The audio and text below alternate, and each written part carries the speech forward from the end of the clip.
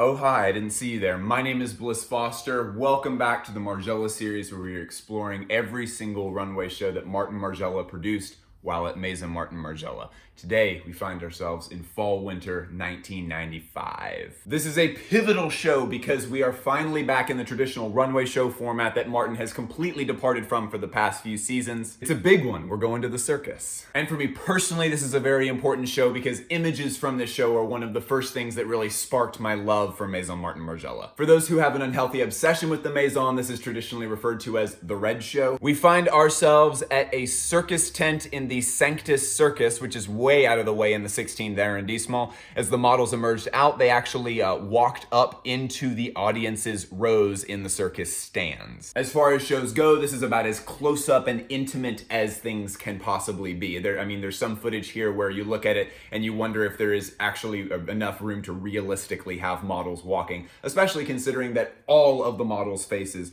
are covered. And that's actually a really important change. This is the first time where all of the models' faces are covered. We've seen a number of models do that since the beginning, but we now have literally everyone is anonymous. Many of the Maison shows were musically produced by Frederick Sanchez. We don't have any records to tell us if he did produce this show or not, but the entirety of the show was a loop of the most circus-type music you've ever heard by a composer named Rossini, which was also the hold music at the time for the knitwear manufacturer that they had, Miss Diana. Because this is a fall-winter collection, there is a lot of knitwear in the show, and I imagine that they are trying to, in a way, kind of celebrate the fact that they have a dependable knitwear manufacturer now. Miss Diana produced a lot of really excellent stuff for them, and if you'll recall, there was a time when they were having to depend on Martin's mother to produce all of the knitwear that they actually needed because there were no manufacturers that were willing to entertain the wild concepts that they were bringing to them. They've come such a long way. I'm so proud of them. The color here is the most dominant part of the show. I mean, this is a very striking shift from the kinds of color palettes that we've used in the past.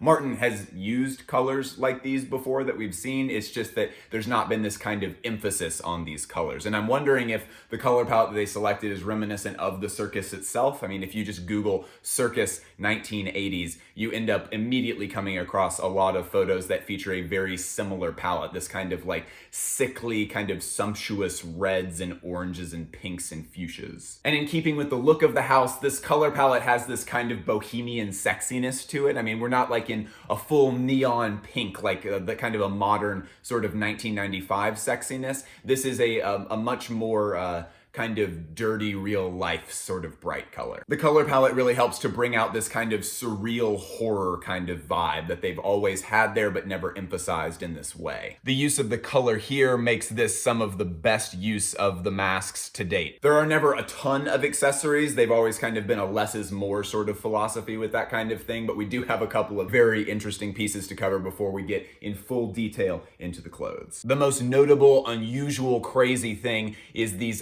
belts that are made of braided, what I assume is human hair. Eat your heart out, Carol Christian Pole. I'm just goofing around. Carol found his own voice with that. This is nothing like what Martin was doing. Speaking of hair, we also have these kind of pony hair side hip attachment things. Okay, you know what?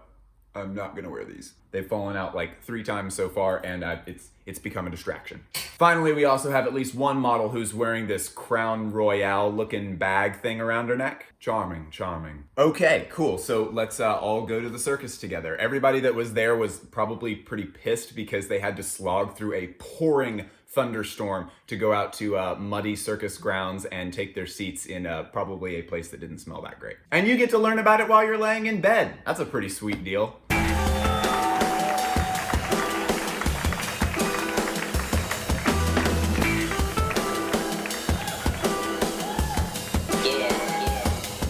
Let's dive directly into the clothes. Immediately, we see one of the most prototypical experiences of thrift store shopping for women. Luxuriousness of a bygone era. Countless girlfriends of mine have realized that they kind of do want to own a fur coat, and so they go to a nicer thrift store and buy one for $200 that probably ran its original owner $12,000 back in 1975. I'm probably gonna hark on this a whole lot, but geez, those masks really make this look terrifying. I mean, that looks like a nightmare. That looks like an actual nightmare. A very cool nightmare. We can see that the AIDS tee is still alive and well, and we now get it in this incredible fuchsia colorway. We see a continued use of the opera glove removable sleeve thing, and now we get it in this really wild, bright red color, more of kind of that old world glamour thing that's been modified to fit the palette of this season. We get the Pepto colored ankle strap tabbies. Red tabbies have kind of become a bit of a staple for the Maison, but this show really cemented that colorway as an iconic one for the brand. Also, here's a cute picture of Bjork putting on a pair of these tabbies from just a couple months after the show. And I think it's worth noting here that this show produced some of the best looking painted tabbies that we have in the entire history of the brand. The really dark, deep reds and browns just really work as a painted on color for the tabbies. Crushed velvet, or maybe it's a velour, seems like a big textile for this show. And it fits so perfectly too, because velour looks to an untrained eye like it's actual velvet, but it is way, way cheaper. It's kind of considered to be a kind of trashy, which of course fits perfectly within a brand that tries to elevate the lives and experiences of normal working class people. As always, if this series is something that's brought a lot of value to your life, if you really enjoy this content, you should support it. This is an excellent time to hit the pause button, go down to the description, click the Patreon link, and spend just like 2 minutes signing up for it. These episodes take an enormous amount of work, and the support is greatly appreciated. Pretty early on in the footage for this show, we see some classic codes of the house, like permanent crease marks and outward facing stitches on some of the skirts. Here we can see a top that's been used for many, many seasons and a matching leather top and some leather trousers. Here we get our first glance at a big point of inspiration for this season, the mechanic jumpsuit. As she walks away, we can see that this is part of the replica line because of the stitching in the back. This here is a look from a few seasons ago where they take a pair of tights and split them up the crotch and then wear them like a top. We're continuing the bohemian vibes here with black mohair.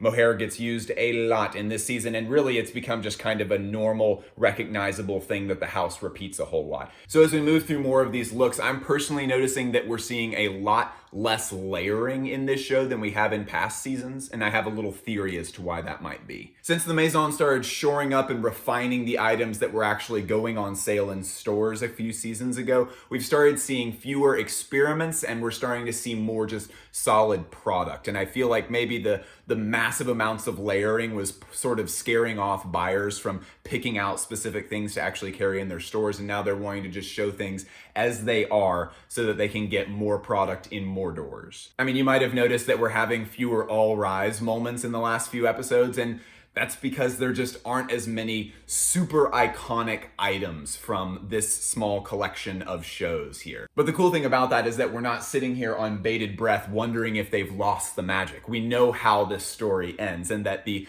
absolute most iconic stuff that they've ever made is coming soon. Another really unusual change about this show is that I don't see the Margiela shoulder anywhere. For a lot of these, we're seeing an unstructured or almost a soft shoulder for a few of these, and we're seeing a couple of padded shoulders. I'm not really sure what to make of that, but it is worth noting that it is not here. At the end of the show, we do a traditional Margiela flood where all the girls come back out. A couple of really interesting details to note about the way this was actually executed. First of all the girls are very iconically carrying these big red balloons with them. As always, we have the employees that kind of emerge a little bit with them in their white coats. And you'll notice that all of the models have shed their masks. So even when we're diving fully into this like surreal kind of horror element that Kanye West really liked to play up when he was emphasizing Margiela's work a lot during the Yeezus tour, even then we still kind of come back to this joyousness that the Maison is so good at. And then we all get to experience this like, the play's over, we did it, hooray! The celebration, kind of like the end of an SNL episode kind of moment. But to me, the most interesting part of the flood, this is so wonderful, that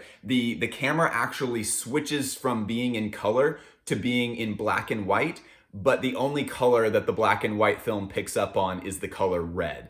And while it's doing that, it can't really process the red balloons properly because they're slightly translucent, and so we get this very trippy, very beautiful colorization where it's just this spotty red all over the screen. I imagine that somebody was really pissed when they were editing this film and realized that they couldn't get that blue strip off. I don't know about you, but for me, because the Maison reuses the same models so often, every time they do a flood, I feel this great fondness for a lot of these faces as they pass the camera. Even for the models whose names I don't know at all, I recognize all of these girls at this point, and I kind of feel like they're my friends now. We have a lot more details to cover, and those details, unfortunately, are only for the people who subscribe on Patreon.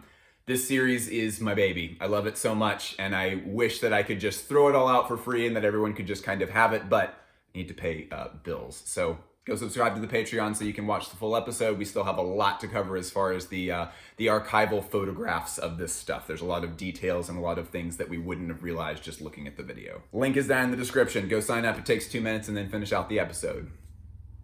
The fuck is that? Why did I do that? Ugh.